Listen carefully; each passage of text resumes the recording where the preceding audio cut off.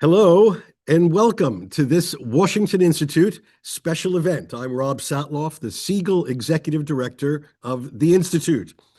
This is a joyous day, a day in which people around the world will celebrate the imminent release of Israel's hostages and a ceasefire, which has already gone into effect in Gaza. Hopefully, this means the final end to this 2-year war, which has taken so many lives and which has unsettled and sent tremors throughout the Middle East and around the world. Today, we're going to take a look at the early implementation of the first phase of the Trump peace plan. The first phase having been approved by the cabinet of the government of Israel and now implemented by the Israel Defense Forces inside Gaza.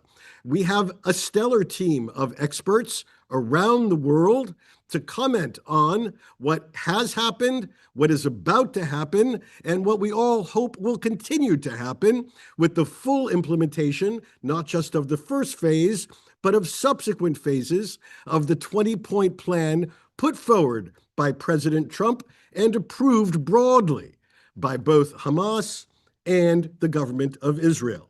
We will see as that implementation goes forward. But today we're focused on the release of the hostages and the early decisions about the phase 1 of the plan. Let me introduce our panelists, and then we'll get straight to them. We have 3 panelists who are with us from Israel. First will be Ambassador Michael Herzog. Ambassador Herzog served, of course, in Washington as the representative of the State of Israel throughout the Gaza conflict until January 2025. Mike Herzog is now the Tisch Distinguished Fellow here at the Washington Institute. Second, we'll hear from my colleague David Makovsky. David is the Ziegler Distinguished Fellow and the head of our Koret program on Arab-Israel relations. David is joining us from Jerusalem. With us also is Neomi Neumann. Neomi is an adjunct fellow of the Washington Institute based in Israel. Neomi served for 20 years as director of research on Palestinian issues for the Israel Security Agency, Shin Bet, and has deep insight into developments within Palestinian politics. Joining us from Abu Dhabi is Nickolay Mladenov. Nick Mladenov served as the United Nations Special Representative for the Middle East peace process. He is currently the Director General of the Anwar Gagash Diplomatic Academy of the United Arab Emirates in Abu Dhabi. And Nick has been a Special Distinguished Fellow also at the Washington Institute. And our final contributor to today's discussion is Ghaith al-Omari. Ghaith is the Gilbert Foundation Senior Fellow in the Irwin Levy Program on U.S.-Israel Strategic Partnership here at the Washington Institute. Ghaith served earlier in his career as an advisor to President Mahmoud Abbas, an advisor to Palestinian peace team in negotiations with Israel, and brings his own unique insight into Palestinians and broader Arab politics into this discussion. Lots of views, lots of expertise. Let's go straight. First, I'm going to turn first to Mike Herzog, but one more comment. If you want to get into today's discussion, please use either the Q&A function of your Zoom bar to post a question, or send me an email directly at rsatloff@washingtoninstitute.org. And I will be monitoring email during our conversation, and I'll do my best to get your question into today's discussion. All right, questions for each of our panelists. First, to Mike Herzog. Mike, as ambassador in Washington, you have been working on various Gaza ceasefires since the first days of the war 2 years ago. We're in the middle of the Jewish holiday of Sukkot, but let me ask a question from a different Jewish holiday. What makes this ceasefire different from all others? And what were the unique factors that made this one possible?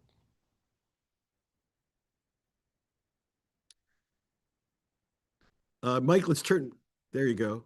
Let's turn on, there you go. Well, thank you, Rob. As you mentioned, I'm speaking from Israel. And before I answer the question, I just want to say you have to be here to feel the joy of the people, the excitement towards the release of the hostages. It's very deep emotionally. It really is overwhelming. Now to your question. Yes, there have been many initiatives and ideas about a ceasefire in Gaza. I was involved in many discussions about that. But what's different now is a combination of the ripening of circumstances on both sides, on the side of Israel and Hamas, together with a leadership role by the Trump administration that understood correctly that the circumstances have ripened, seized the moment, came out with an initiative that contains a mix of incentives and disincentives for both parties, and managed to push them into that framework, lock them in, and create dynamics. If you spoke to people in Israel a week ago, very few people gave it a chance, but here it is about to happen. I think the Trump administration very smartly focused on phase one to get the agreement of the parties, understanding that if it tries to solve all the issues before we have a ceasefire, it's never going to happen. And this is about a ceasefire, the release of all the hostages, at least all the live hostages, the release of Palestinian prisoners, and IDF redeployment. And basically, it created a situation where none of the parties wants to be blamed for sabotaging this, and none of the parties wants to come on the wrong side of President Trump. I mentioned the ripening of circumstances, so let me elaborate a little bit on that. Mostly on the Israeli side, but on the Hamas side, there's no doubt that after 2 years of war, Hamas is much weakened. It was defeated militarily, and this is mainly because of the Israeli military pressure, together with the threat that if they don't go along, Israel will intensify that pressure, a threat that the Trump administration waived in the face of Hamas. To that was added political pressure through the creation of a broad Arab Muslim coalition that was not there in the past, and applied pressure on Hamas, plus the incentive of announcing the end of the war. If you read the framework, phase one that was agreed in Sharm el-Sheikh, the first sentence is that President Trump announces the end of the war, and this is what Hamas wanted all along. But let me focus a little bit on the Israeli side. When the war erupted, our cabinet defined several war goals, and they were to defeat Hamas militarily, to remove Hamas from power, to release all the hostages, and to make sure that Gaza poses no longer a threat to the state of Israel. When those goals were defined, the IDF told the government that it will take about a year to realize all of these goals. And here we are 2 years after, and Israel basically didn't find a way to realize all of these goals in short order. And the tension between the war goal of releasing all the hostages and the war goal of defeating Hamas intensified. And there was a very, very serious debate here in Israel about the order of priorities. What comes first? The government told the people that there's no chance that Hamas will release all the hostages because this is their insurance policy, and it made sense. And their government also told the people that in any case, the goal of total defeat Hamas is supreme, comes over anything else. That's what our prime minister defined as total victory. However, the majority of the people in Israel didn't buy into that, and they wanted the release of the hostages first and dealing with Hamas later. And also transpired as we went along that the complete defeat of Hamas militarily will take a long time, many, many more months. while Israel is bleeding internally and externally, a huge strain on our society, a divided society over the direction of the war, and a heavy price internationally, real damage, not here in Israel, prestige globally. So what the Trump initiative is doing, it sides with what the majority of the people here in Israel want. It shows the way how to navigate towards the end of the war and allows Israel internal rehabilitation internationally. It gives us a release of all the hostages up front when the IDF is still in Gaza, still continues to control 53% of Gaza, even after the current redeployment. It doesn't ascertain the total defeat of Hamas. It only creates the conditions for that. So bottom line, I would say the Trump administration convinced both parties that continuing the war along the current trajectory is worse than entering its framework. However, it's clear that the big challenges are ahead of us. There are major questions about the next phases. How will Gaza be demilitarized? Who will do that? Who will verify that? It is about mechanisms that don't exist, and you have to create them. Who will replace Hamas, and so on and so forth. Big concern here in Israel about the transitional period between the phases, because in the meantime, Hamas could try and rebuild its its forces and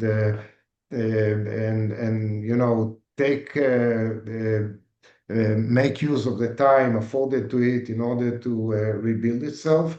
As we were signing the agreement, we lost a soldier in Gaza by Hamas snipers, so the dangers are still there. And for that to succeed, you need a hands-on role by the U.S. administration. From my conversations with them, they are ready to do it. They intend to do it, because if not, we might slide back to a war that nobody wants. All right, very good. Thank you very much for those remarks, Ambassador Mike Herzog. I'm going to turn now to David Makovsky.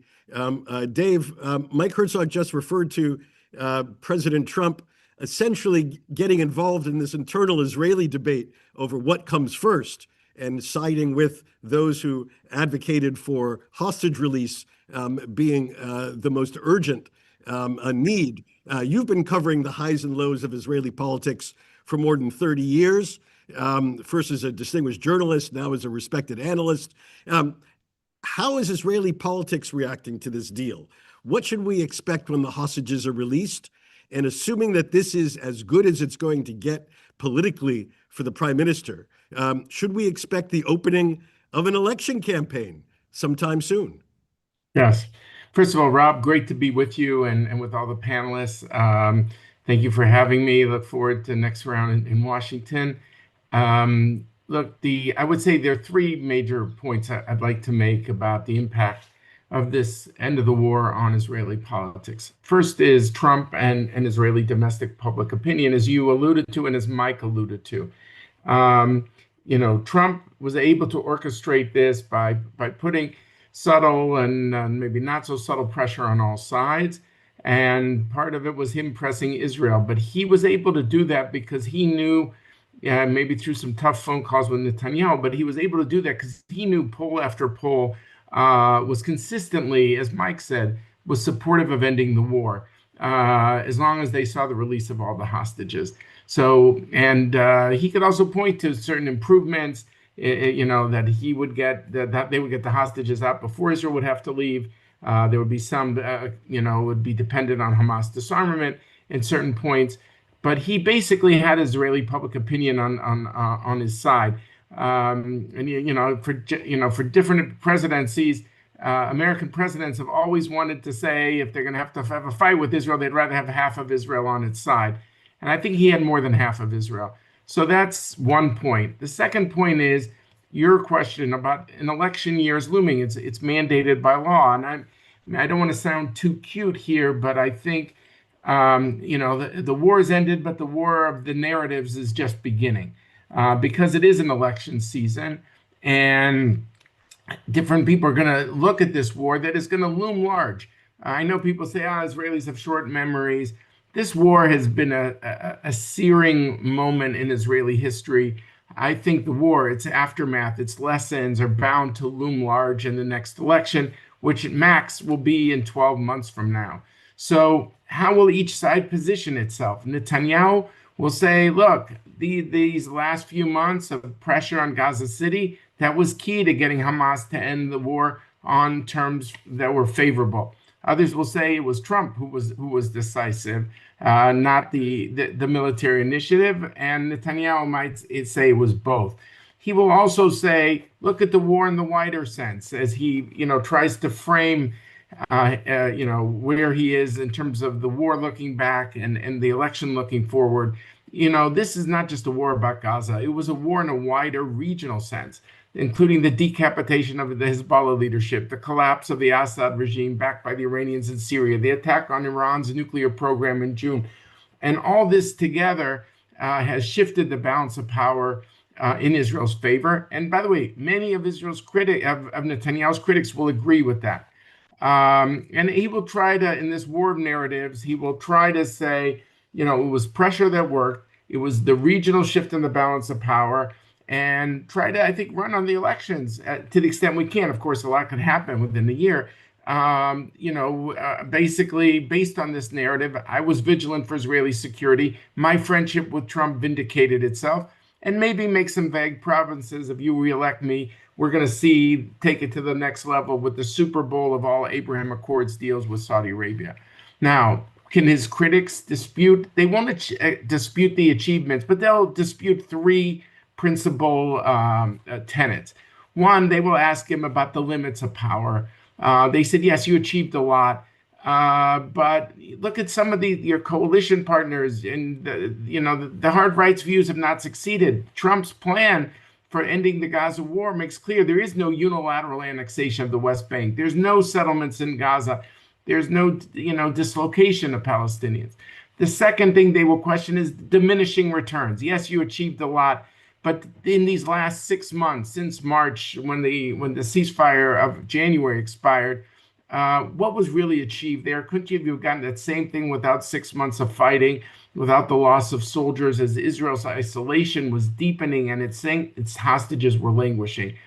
So we will. And the third tenet will be they will, I think, raise the volume on the independent commission of inquiry. You said, Mr. Prime Minister, no commission of inquiry during the war. The war is over. Now it's time for the commission of inquiry. So each side is going to have a narrative in this election year, and the war, I think, will loom large. And of course, it'll loom large at the election on policy issues, even though election year in Israel is often, characterized by politics rather than policy. And there will be, the issue of Israel's going to have to be a partner, officially, unofficially, to some new arrangements in post-war Gaza. The political lens will clearly have an impact on Israeli calculations. So that's my overall second point, the importance of this being an election year. My final point is how Netanyahu relates to his coalition partners, including the hard right. I think the coalition becomes less important to him. How much can they really threaten the guy to bring down his government if the government is going to fall anyway? Because, there's going to be new elections. The government doesn't fall, but there's new elections anyway. You're in the last year. There's not much they can threaten him with. The ultra-Orthodox might say, because there's no more war, then the draft issue should be more acceptable of exempting, because, yes, the Israeli public is doing hundreds of days of reserve duty. I don't think that's going to wash away so easily. And Netanyahu's own voters, we've seen in the polls, they are against the ultra-Orthodox exemption. So I think the ultra-Orthodox will try, but I don't think they have the cards as the election looms large, and Netanyahu's own base is against it. And the final point in this coalition is the hard right. How does Netanyahu relate to them? I think it's not just about winning their votes. I think a good number of his base agrees with some of these people. And that makes it harder for him.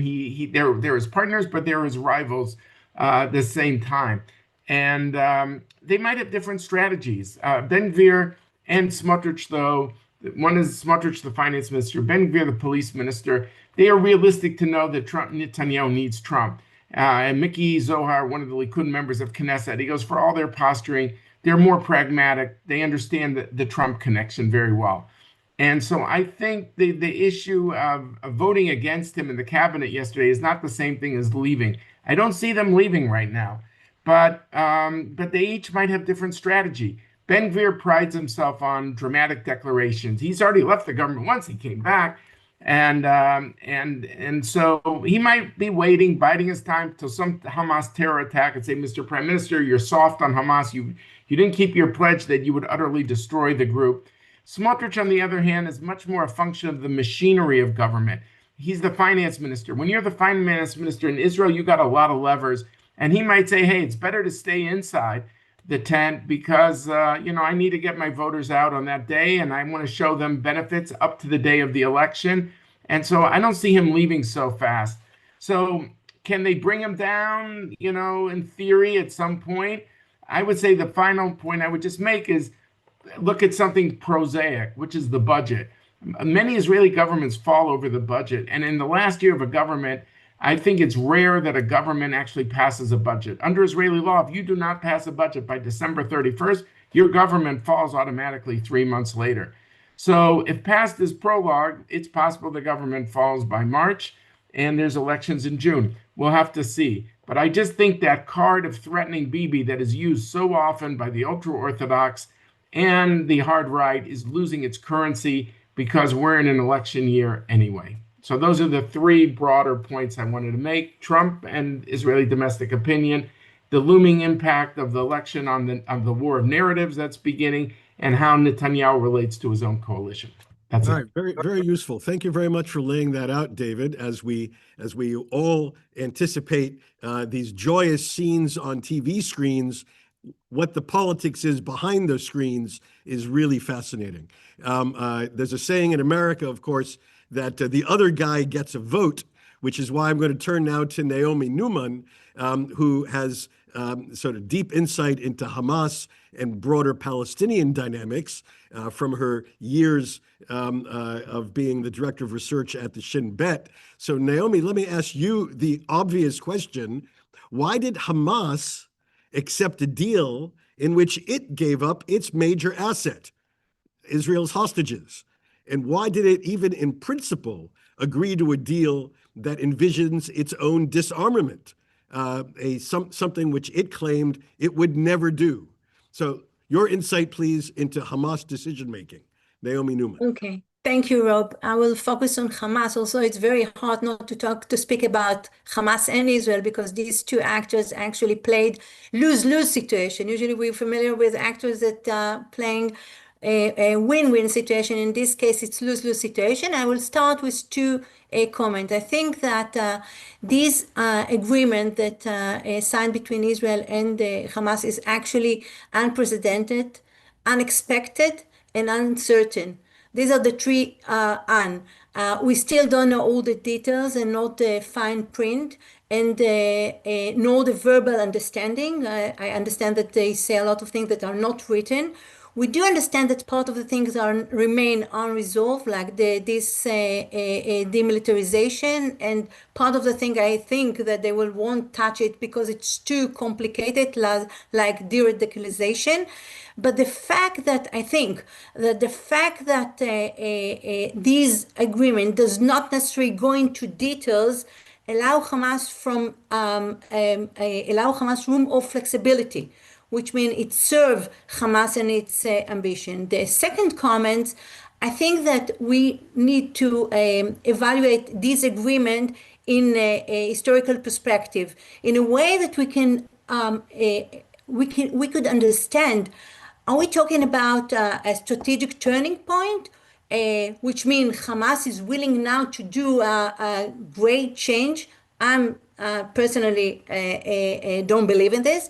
Or it's only, tactical break, adaptive phase in all the way of Hamas to the big vision, the traditional vision, which is take over the Palestinian arena and on the way to harm Israel.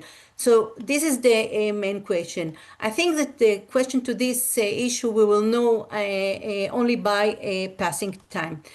And still we have to remember Hamas is not Daesh, although because of September, October, Israel all the time said that Hamas is Daesh, but ISIS.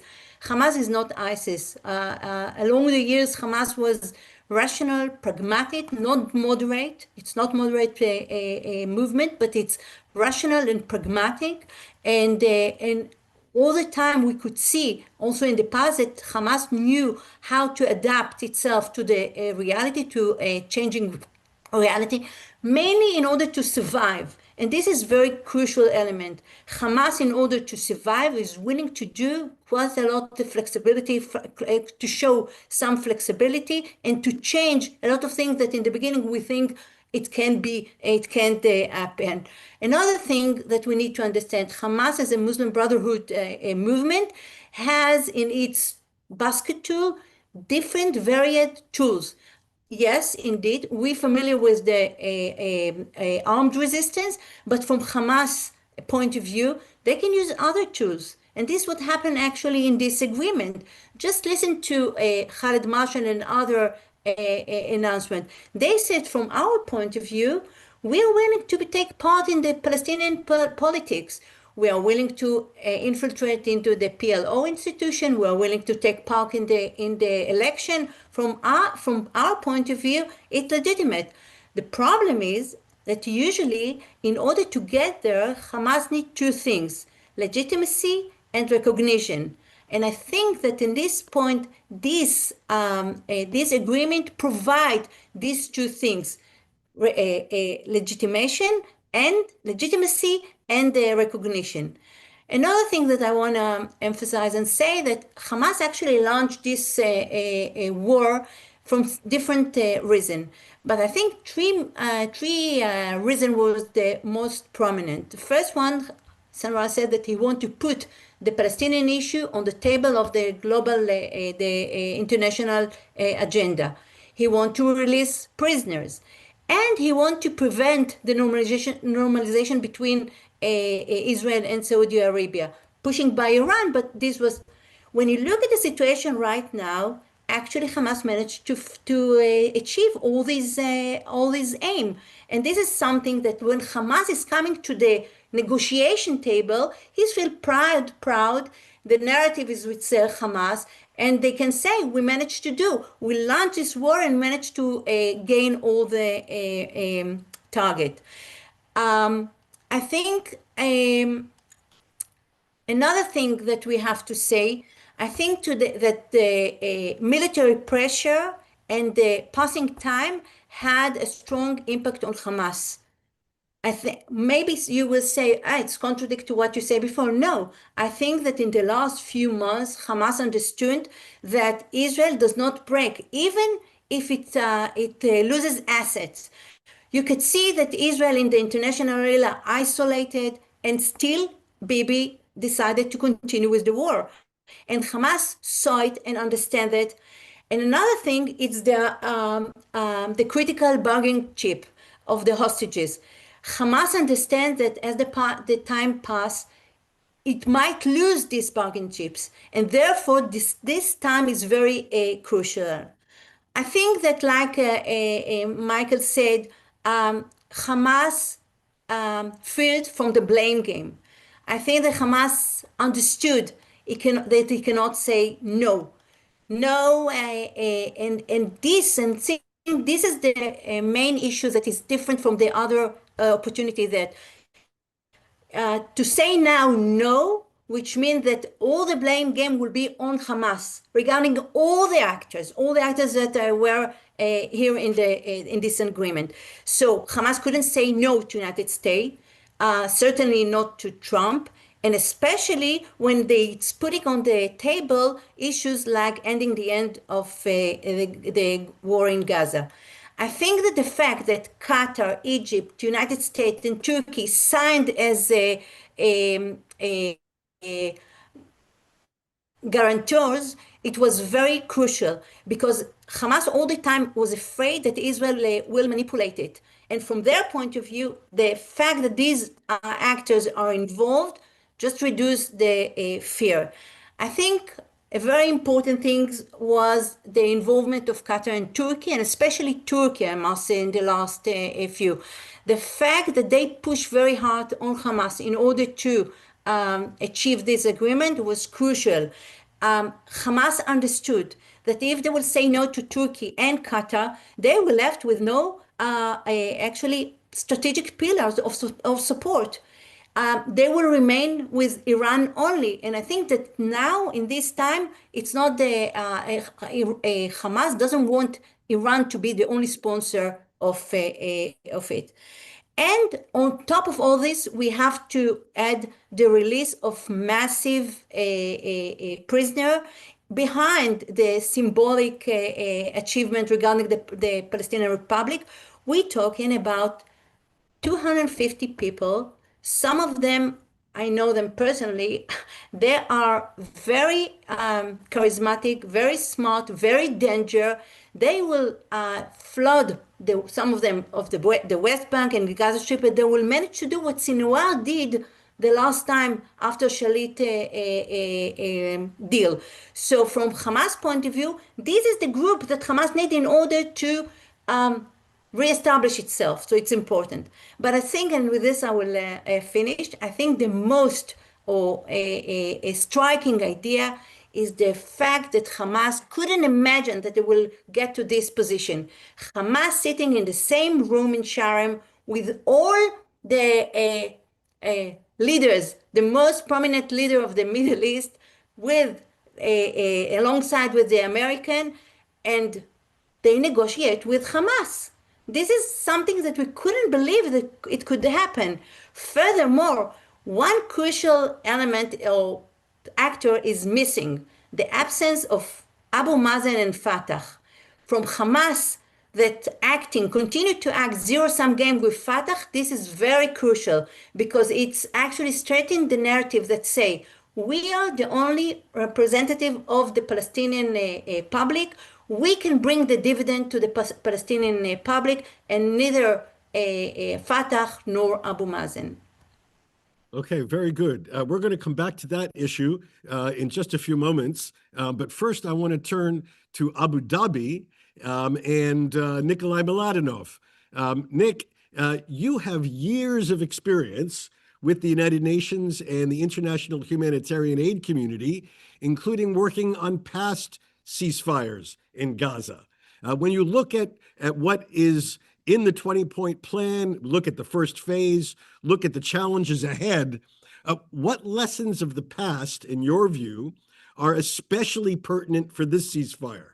Do you see the Trump plan taking account of these lessons? And how quickly do you think, do you envision the Board of Peace and the Transitional Authority actually taking shape? Is it going to be quick enough to do the job?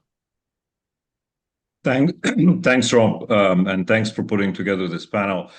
Let me say from the outset that I think that what President Trump did with his 20-point plan is really diplomacy at its best, for a number of reasons. Firstly, because he was able to construct with his plan a narrative that was acceptable to a certain extent, both to Israel and to Hamas, allowing them to step back from what is going on in Gaza and bring in back the hostages and stop the fighting.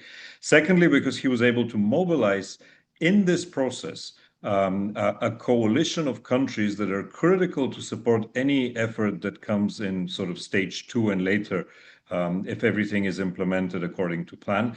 And thirdly, because I think he brought in an element of credibility which was perhaps not there before. And that was the credibility that if Israel decides to restart the fighting with Hamas because of the situation on the ground, the United States will 100% politically and militarily back Israel. That is the use of the threat that President Trump brought into these negotiations, which was very, very important.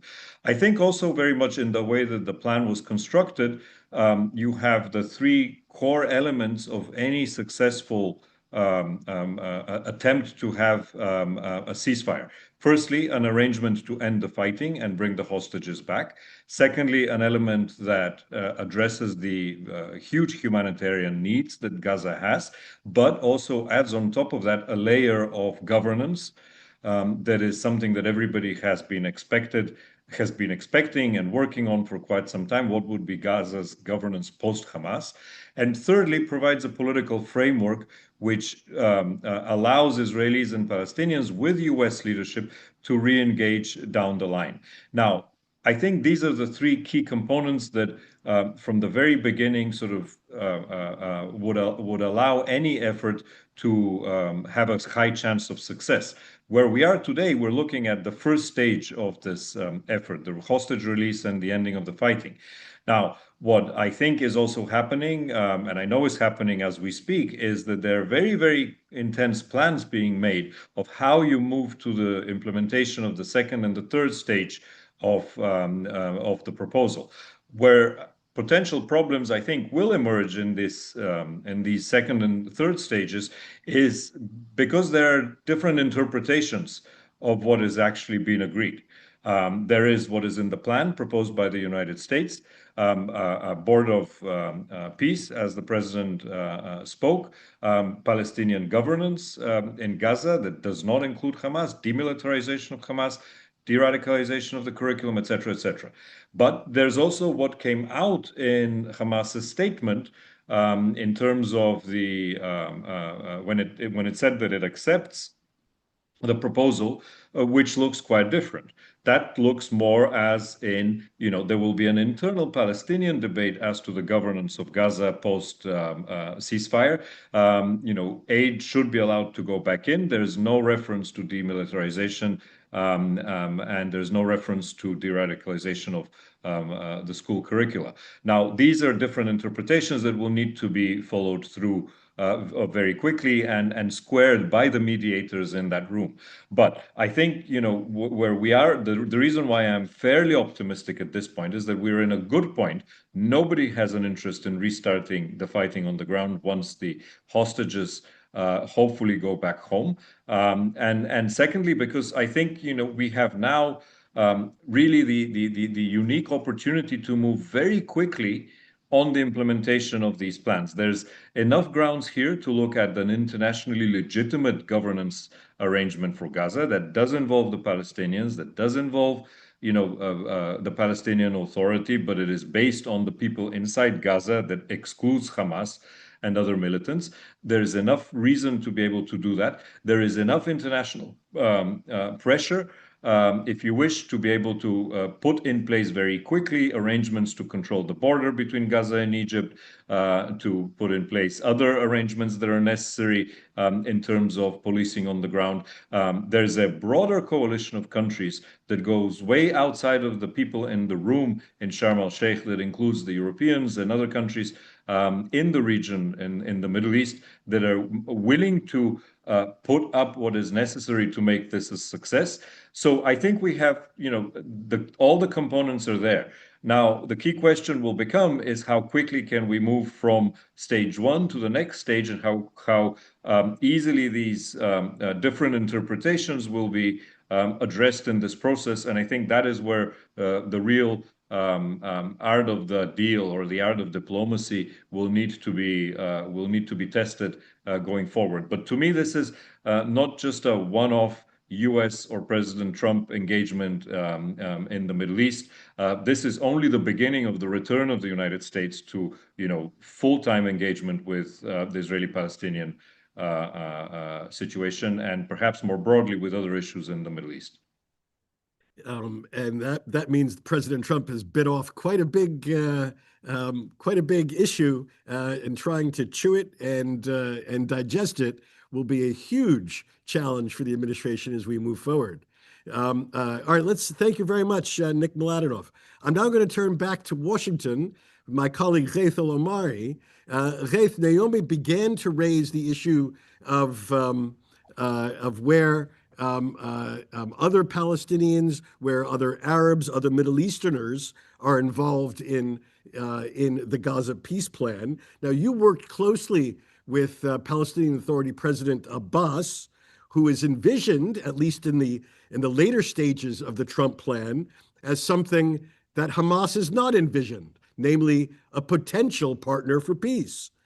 But as Naomi said, no Palestinian Authority official was in the room in Sharm el-Sheikh.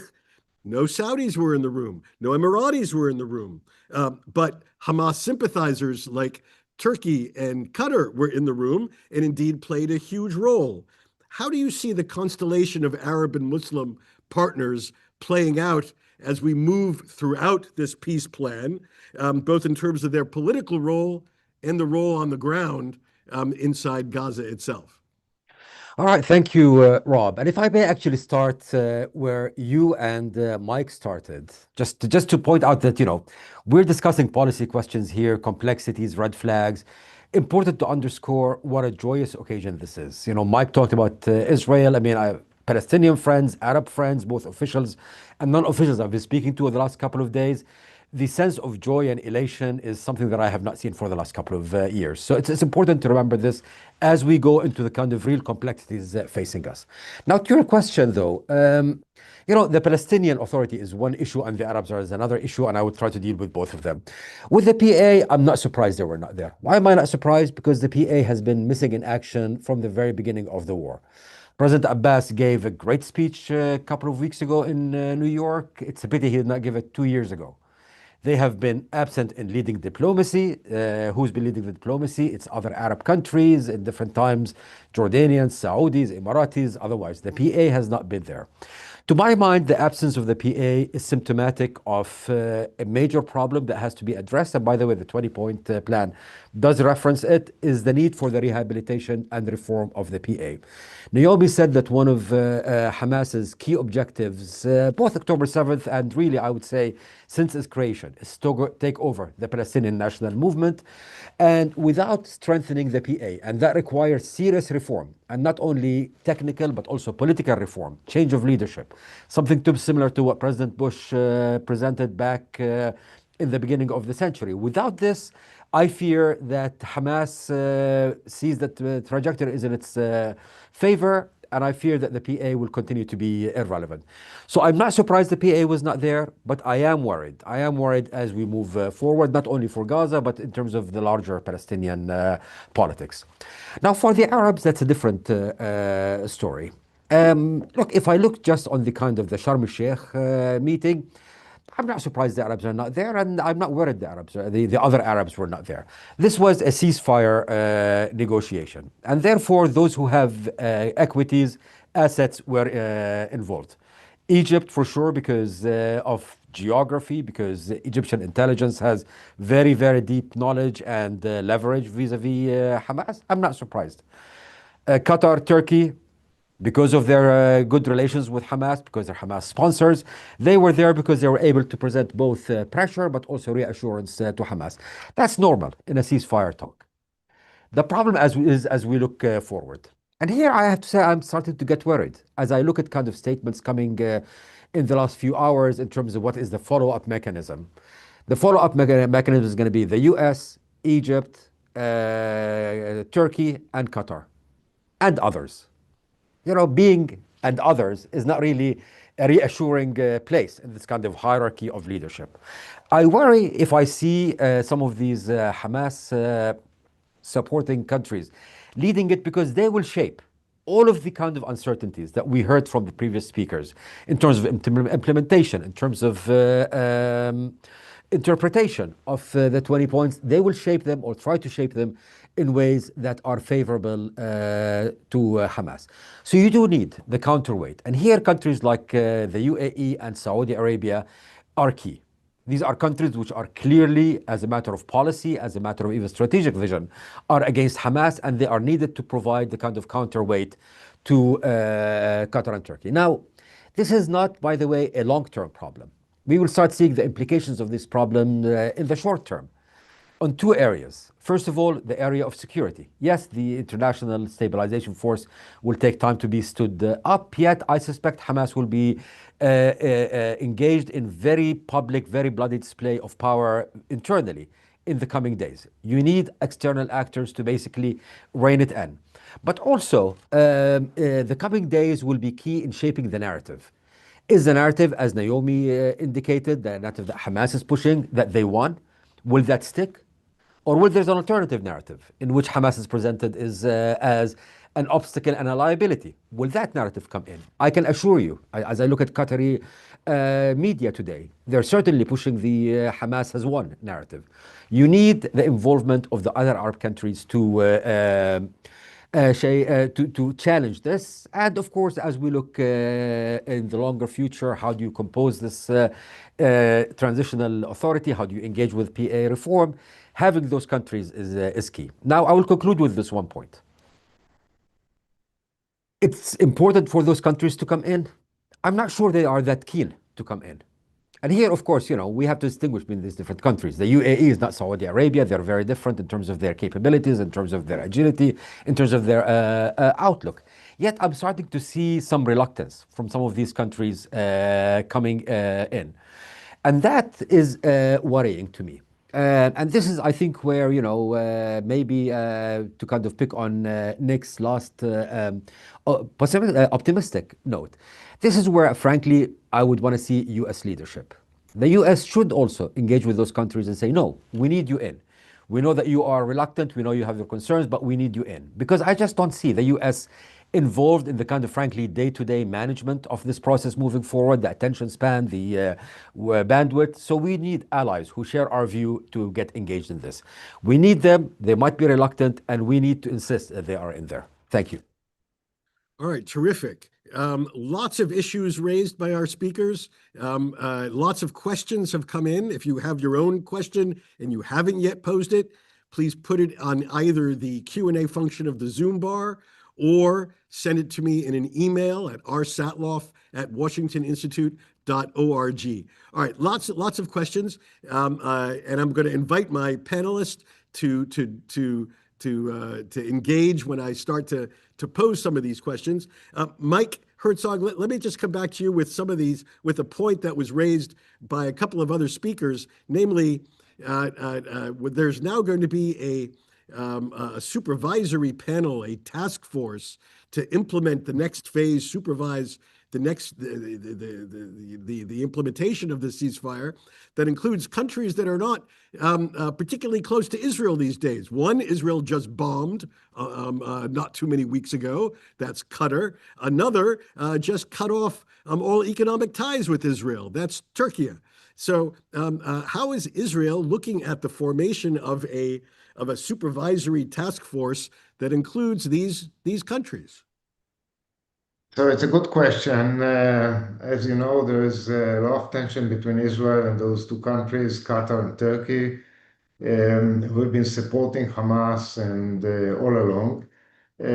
I think it's a frog that Israel had to swallow because, on one hand, these countries are close to the United States and they are playing a role on behalf of the US to bring Hamas along, and to the extent that we are going now to, the first mission is to look for the bodies of Israeli hostages that Hamas says it lost contact with, and it may take time.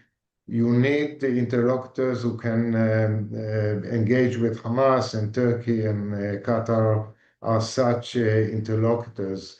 But I also hear on the American side, telling the Israelis that if you allow Qatar and Turkey to play a role, it could also help Israel in other ways. For example, as you know, Turkey has been applying a trade boycott on the state of Israel, so maybe that could be lifted. There's also, they're presenting kind of a silver lining in that picture. So it's very important from the Israeli point of view that if you have countries like Turkey and Qatar involved in that task force, you need others as well, like Egypt, of course, the United States, and the others we want to fill in with more moderate regional actors who are closer to Israel, maybe the UAE, maybe others as well. But this is part of the deal, and I don't think Israel had a choice other than to accept it.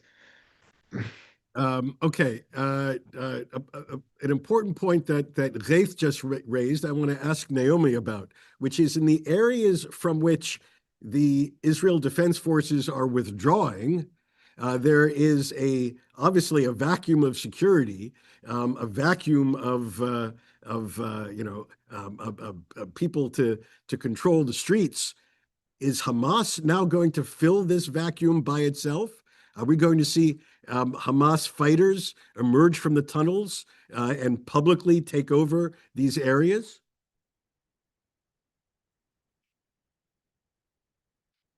Naomi, you're on mute.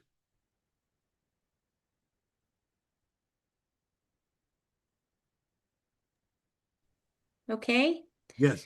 This is a huge question because I guess that now after the second, like Nick said, Israel won't have won't like to go back to Gaza Strip, especially to the area that we withdrew from this area, and I think Hamas still have soldier. Although we managed to weaken Hamas, they have something like between 15,000 to 20,000 soldiers with armed, while the claims that we cooperate with them are only 1,500 and 2,000, which means we could see that now Hamas, the very first thing, will try to shape the reality in the field.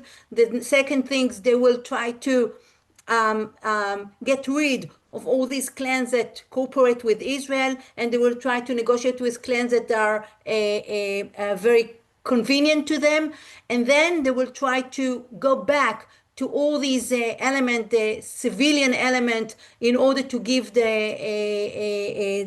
public the feeling that Hamas is here to stay and we are still willing to rule. Now it depends what will come instead of Israel, how Israel will react, how the public will act according to this.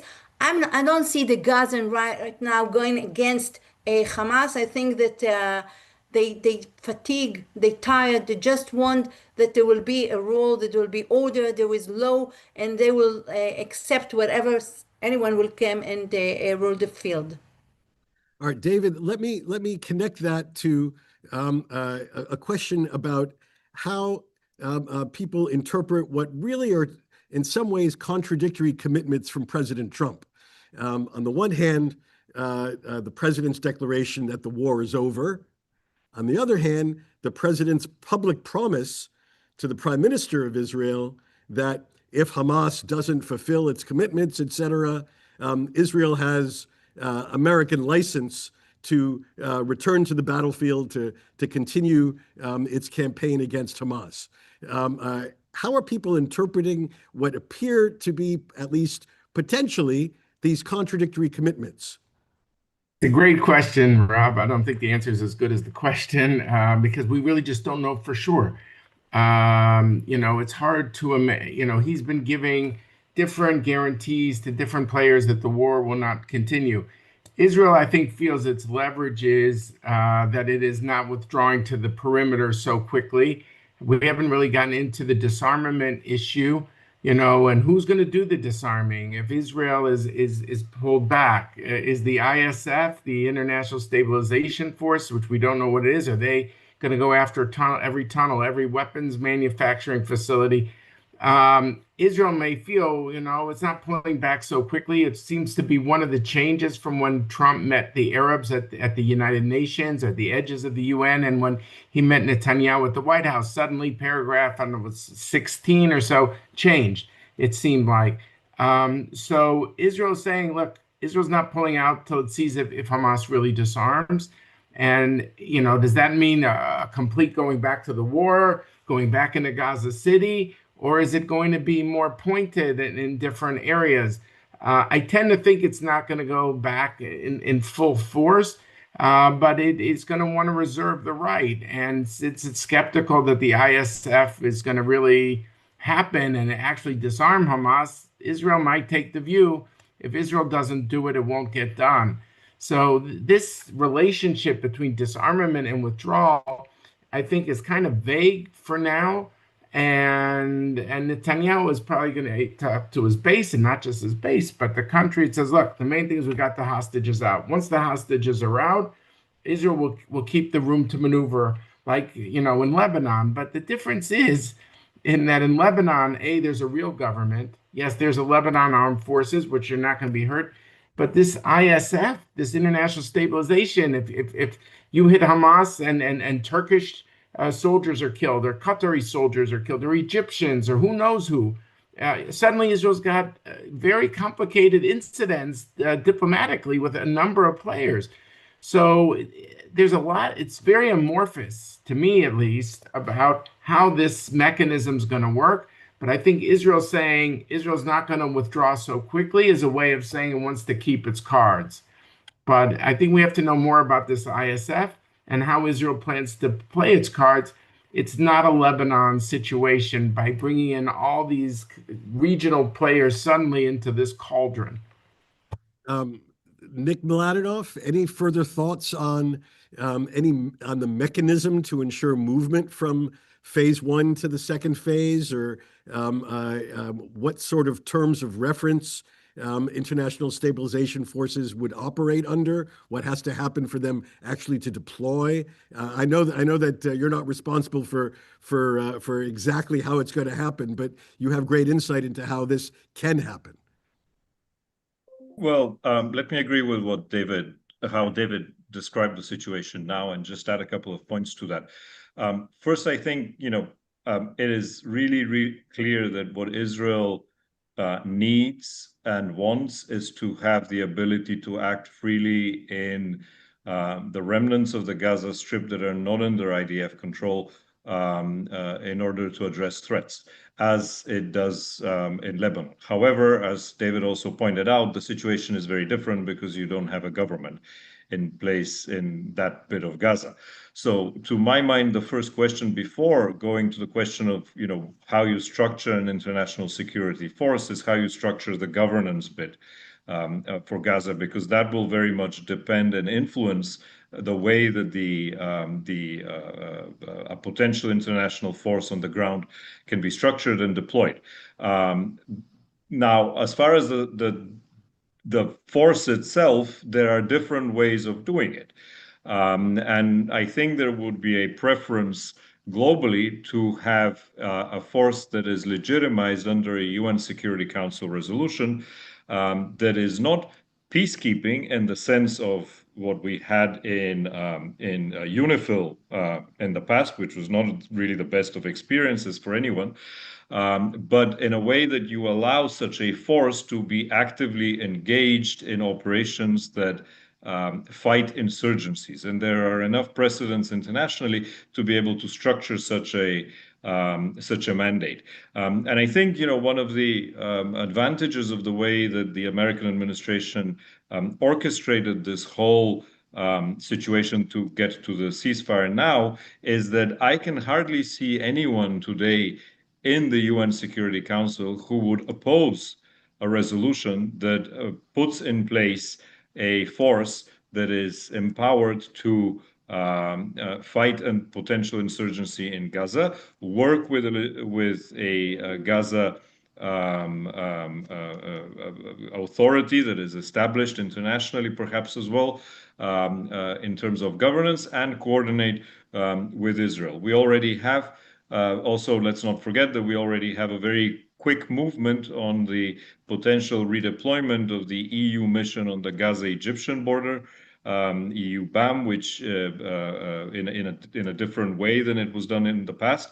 So there are good elements in this that need to be put together. But going back to what I had said earlier, I think it's critically important that all of this happens ASAP, no delays, because the more delays that happen, or the more unclarity that continues, there will be enough forces, including inside Gaza, who will want to unravel the arrangements in place, and internationally as well. There are countries who probably are not very happy with what has been achieved now and will try to sabotage it. And they should not have any oxygen to do that. That is why moving forward on the governance bit and structuring a legitimate framework for a security force in Gaza is extremely important and needs to be done as quickly as possible. Very important. Thank you, Nick Mladenov. I'll just note before I turn to my next question, while Nick was speaking, I received confirmation from that Hamas police have already deployed all over Gaza City in uniform, in places from which the Israel Defense Forces have withdrawn. So we're beginning to see this sort of assertion of presence and authority that you, Naomi, and Ghaith talked about. Ghaith, let me come back. Rob, just an aside joke here. I mean, is that Hamas is the only army in the world that puts on their uniforms when the war is over and takes it off when the war is on. But sadly true. This is also true. Thank you, David. Ghaith, how does Mahmoud Abbas make himself relevant in the current environment? What can and should he do right now so that Hamas doesn't, in fact, control the narrative? What advice would you be giving him right now to reclaim the narrative? I mean, before I answer this, if I may just quickly kind of follow up onto what Nick and David said, and particularly the point about time. Because honestly, as the wheels of international diplomacy are taking their time moving on, the political and diplomatic reality is being shaped as we speak. There is reports now that Egypt is going to be convening a Palestinian national dialogue in the coming days. Now, what's on the agenda for this national dialogue? The composition of the Palestinian committee, the part of the governance.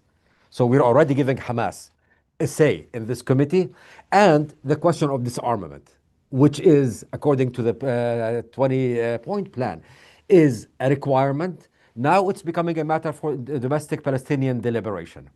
To my mind, having a process like this taking shape under the auspices of a country like Egypt, and I'm sure Turkey and Qatar will come in, is exactly the kind of risk that we have by not A, keeping American vigilance on this, and B, engaging and bring in some of the countries that are more like-minded when it comes to this kind of issue. So in addition to the kind of big conceptual mindset, we are actually having a very concrete moment coming up where all of this is going to be tested. Now, as to how can Mahmoud Abbas make himself relevant? This will not be diplomatic, what I'm going to have to say. He has to step aside. It's very hard for me to see how you can rehabilitate someone with that kind of a track record. In the Palestinian eyes, he is seen as failed in terms of his approach to Israel. He has seen as corrupt and failed in his approach to governance. And most importantly, in the current moment, he has seen as completely ineffectual when it comes to dealing with the Gaza war. Very hard for me to see how he can be rehabilitated. He needs to step out. What you need to bring in right now is a leadership that provides three things. First of all, I think it has to provide moral clarity. Be able to stand up and present a narrative that is very different from Hamas's narrative, condemning terror, saying no, October 7th was a disaster, and do it in a genuine way, not frankly under the pressure of the French or whatnot, which we have seen. That's one. Two, a leadership that actually can demonstrate quickly willingness to reform and to give good governance. Yes, the Palestinians' primary objective is national liberation, yet the dismal state in which the PA does no favors to its credibility among its public. And then a leadership that showed that it can actually engage the region and the United States. And I think this is where the US can play a role in the same way, again, that President Bush did, by putting out the conditions of what we expect from a Palestinian leader. And when a Palestinian leader comes up to present these, to engage him in a way that will show the Palestinian public that he can bring aside the US and the world. As a point that Naomi said, Hamas is making a big deal out of sitting in the same room with the Americans and everyone else because Hamas wants to say, I can bring the world along. And we need a Palestinian new leadership that can counter that. And unfortunately, I have to say, I can't see how Abbas and the current team in the PA can be that. Okay, well, thank you. Let me turn to Mike and David on this issue. Let's go back to the imminent release of Israel's hostages and what is likely to be the social political reaction just to that dramatic development. I mean, sad to say, going by the photos that Hamas has exploited of these captives in recent weeks, they're unlikely to come out in a very healthy situation. They're going to look like they've been captives for 2 years underground. Beyond the joy in their release, is this likely to provoke among Israelis a desire to return to some sort of retribution and revenge? Or is it going to be enough is enough, let's move on? Or a mix of the two? Mike, what do you think? So I don't think the reaction of the Israeli public is going to be, we need retribution and all that. I think there's going to be a big sigh of relief. Of course, some of the pictures will be difficult because people come out of tunnels after 2 years. We know how they look. We know, how they feel. It's not a great picture. At the same time, I think there's, for the Israeli public, the big sigh of relief that we can put that behind us and start the process of internal healing in our society. The issue of the hostages has been an open wound all along, and it cannot start to heal until we have all the hostages back home. It also frees our hand in many other ways. For example, the IDF did not operate in certain areas in Gaza because the hostages were there. So keeping cards in our hands for the future, that's also a consideration. We are talking about 48 hostages, 20 are believed to be alive. And in that process of negotiations, Hamas verified that the 20 are alive, and they are going to release them. And as for the 28 bodies, they now contend that they don't have access to 9 of them. It'll take a while to look for them. So that part is going to be painful for those families whose beloved ones do not return. So it's going to accompany us along the way. But all in all, if I have to, assess how our society will react to it, and talk to many people here, big sigh of relief, and the joy will take over everything else. Yeah, David, I agree with that. I think this is going to be maybe Trump, if he comes to the Knesset on Monday and he meets the hostages, but it'll be one thing, but I think it'll be the only time that the President of the United States could come to Israel, and it would be somewhat of a footnote because the Jewish holiday of Sukkot is going to start again at sundown on Monday. But I think the public is just mesmerized by the reconciliation, the reunification with these families. We don't know the physical shape of these people. There's been almost, I don't know, I would say ritual sounds like it's routinized, but an incredible thing where you see the embrace of the families, and the media just plays the loop for, it seems like days and days. They can't get beyond it. They want to know the cousin of the cousin who was in that room and what was that like. And it's just the country can't get enough of that. But we don't know the physical shape of these people because they've been held for over 730 plus days.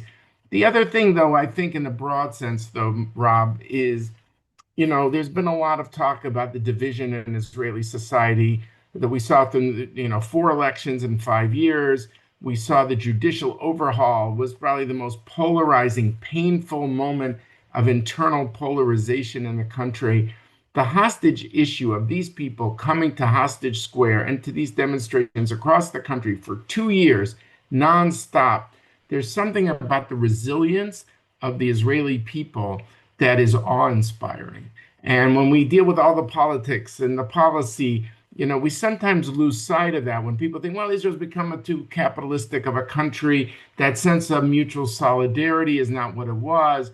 I think the hostage issue that the country did not rest until they say, Ada Chatufa Acharon, until the last hostage is out, points to that resilience that I think has been the secret sauce of a country, people doing reserve duty for hundreds of days since October 7th, and for all the difficulties and all the malfeasance and all the problems and challenges, and that resilience has been really just underscored with exclamation points with this release, and I think we're going to see it all over again. So I think that's something we shouldn't forget. All right.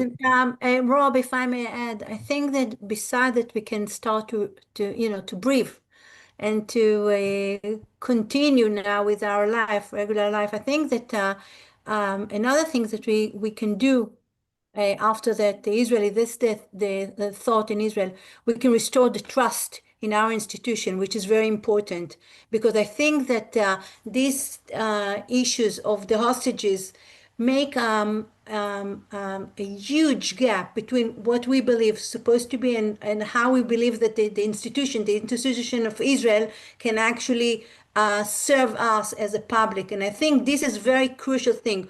Now we believe that if something happened, the army will take care of us. Now we believe that if something happened to our children, the government will try to do its best in order to bring them back. And I think this was the pillar of the Israeli society. And I think that in this issue, maybe we can restore all these trust and all these relationship between the public and the institutions.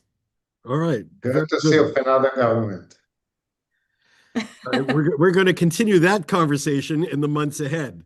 So I want to thank you all. For 1 minute, Rob. No. We have to call it. We have to stop because we didn't mention the right wing in Israel. I think that we're going to have to call it. We're going to have to call it. Okay. We're going to have to pick that conversation up in a later discussion.